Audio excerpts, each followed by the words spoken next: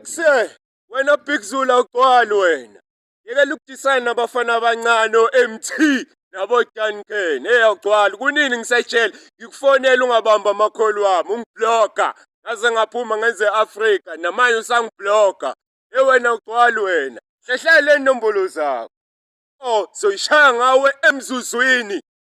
Hello, Mzansi Gossip. For those who do not know who Nhlanhla is, he is an ex-offender. Before going to prison, he was pushing his music career.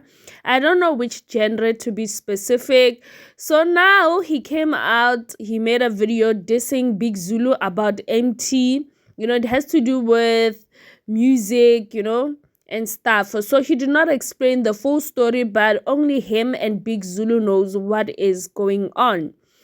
And then last month, Nhlanhla did a rant about Scheme GP.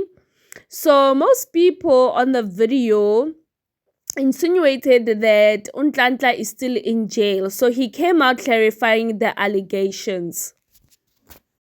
Ekuse ola Mzansi Tuesday namhlanje 27 August bafethu ngicela nje ukukleara one thing abantu bathi ngisejele well askisi angikho ejele ngaphandle ngise-Africa ngangakwe Africa ngizibonela nawe ukuthi lana ngisesentini kahle kahle ongifunayo uzongithola esentini ngitshele neminister nganizwa ngitshela ngeminister itshele iminister izongithola kuphi esentini kangako bafethu Hola